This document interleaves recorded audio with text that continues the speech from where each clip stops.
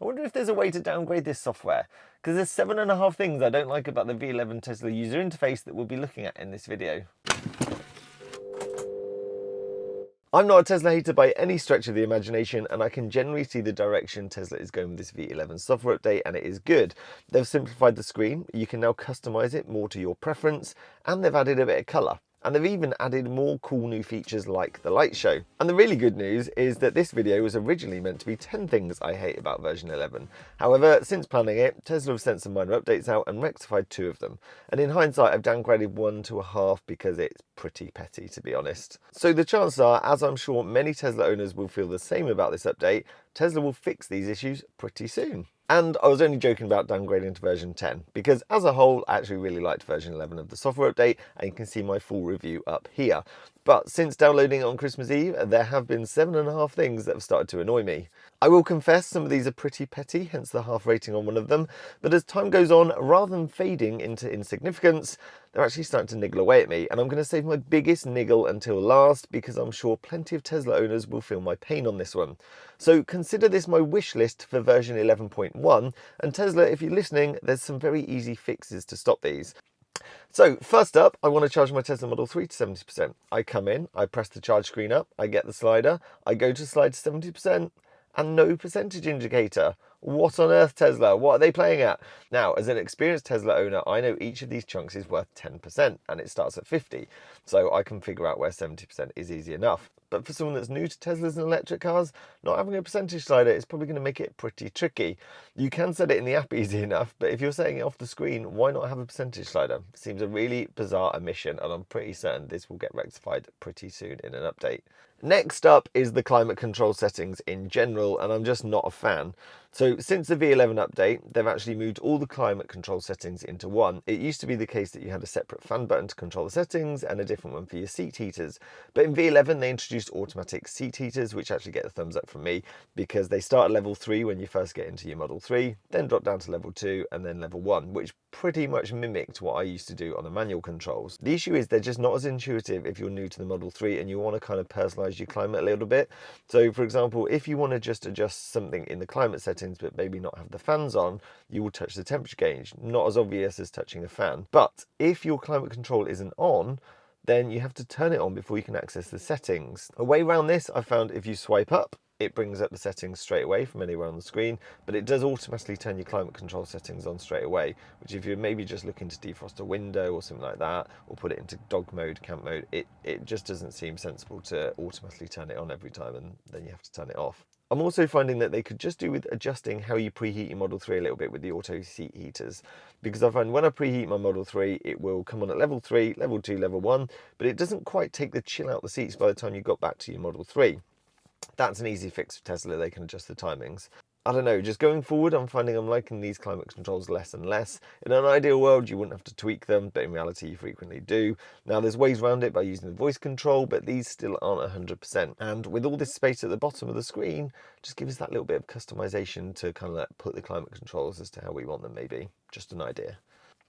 Talking of all this space at the bottom, that's because Tesla have introduced a new thing called the custom app switcher, which I really like the concept of. It's the execution of the idea I'm not a fan of.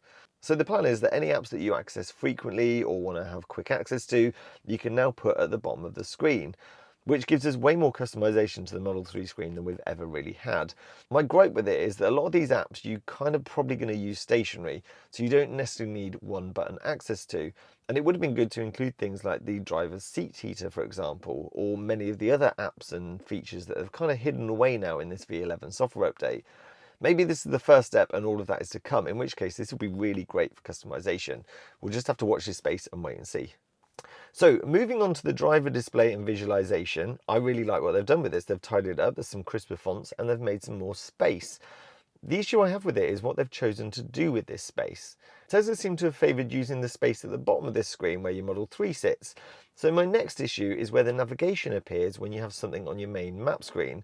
Probably the controls to control some of the stuff they've hidden or removed. Directions used to appear at the top of your driver display when you were driving along, and it fitted into this space even though there was actually less space on the previous version. It helped because you didn't have to kind of like direct your line of sight too far away from the road to find out where you're going.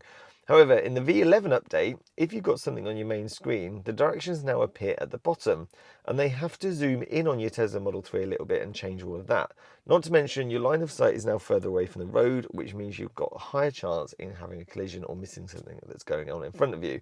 I just think it's a strange decision, being you've got plenty of space at the top and it fitted in there before. Similarly, if you get your wiper control up or your lights, that's now positioned down at the bottom as well, which just means your line of sight is coming away to touch whichever function you want.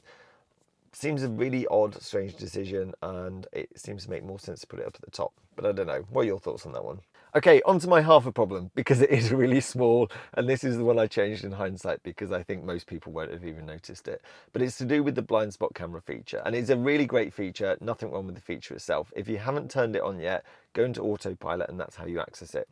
Effectively what it does, if you indicate left or right, it will bring up the camera on that retrospective side so you can see on the driver display your blind spot. And I think it will actually help prevent quite a lot of accidents. I've been using that feature a lot, really like it. The small issue I have with it, and I'm sure my graphic designers will get behind me on this, is when the camera pops up, you have curved corners at the top of it, straight corners at the bottom. And I think from a design point of view, that needs to be rectified. You can't have both. When you currently put the reversing camera up and all the features like that, they're all curved corners. They've all got a slight radius on them. So from design continuity point of view, I want curved corners on this blind spot camera throughout. Or have straight corners, but don't have both. It's really doing my head in. That's all I'm saying on it. Feature great, presentation needs a little work.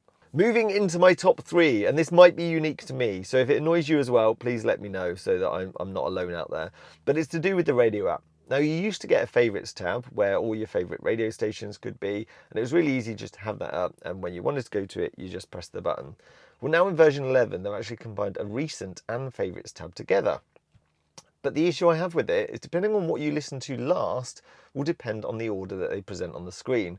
So whereas before on my favourites tab I knew roughly where to point for each of my favourite radio stations, because the order keeps changing now, I kind of have to pay a little bit more attention to where I'm clicking on the screen to make sure I choose the right radio station. But now because they move around, you just have to look and focus on the screen a little bit more, whereas before I could pretty much do it with my eyes shut. Just frustrating, and I didn't think it was needed. Okay, this next thing came close to frustrating me the most, but not quite as bad as my number 1. And it's the fact they've removed all the little icons from across the top of the map screen. I used to like the peace of mind that I could just glance across at my screen, see the little camera icon, see the red light on it, which means if someone did something crazy in front of me or I had an accident, I know that I've got all that evidence from the 4 cameras Tesla used to record the dashcam footage out of front, side and back. Most of the time it is recording and you won't need to worry. But with the introduction of light show, where you need to unplug a USB to plug in your own USB to load up custom light shows, chances are people might be faffing around with that a little bit more and actually forget to plug it back in. Previously, you'd have noticed because it's on the top of the screen, red light's missing, oh, I haven't plugged in my USB stick. Now, to see whether it's recording or not, you have to go into controls and then you'll be able to see it there. But I think it's just not as easy to glance across, and it's more chance you're going to forget and not notice it's not recording. Similarly, they removed the LTE signal and the Bluetooth symbol, although you can quickly access your Bluetooth system by putting it into the app switcher. It was the tiniest little of icons that really wasn't doing any harm at the top of the map screen, and I don't think it was needed to be removed, to be honest. Okay, the biggest thing that annoys me about version 11 is the fact they've got rid of the little swipe screen that was hidden away. It used to be really handy if you wanted to see the trip meter, tyre pressures. You could just swipe left or right on the driver visualization and it would bring it up. It wasn't doing any harm, it was hidden away. No one even knew it was there unless you swiped. Why get rid of it? But it was really handy. I used to always have my current trip up because it was just interesting to see my efficiency, how long it was since I left home, or the miles I'd done. Now if I want to get that up, I have to press the driver controls, go into trips, and it takes up the whole screen, which to be fair is a better display of the trip. But why not have both? Because the little swipe screen wasn't doing any harm. But that concludes my top 7.5 things that I don't like about version 11. Am I being pedantic? Or, more importantly, did I miss something that you find really annoying? Could I have made it a top 10? Let me know in the comments below. And if you agreed with any of the 7.5 things about V11, then please leave a thumbs up because that really helps the video and the channel. Thanks for watching. See you soon.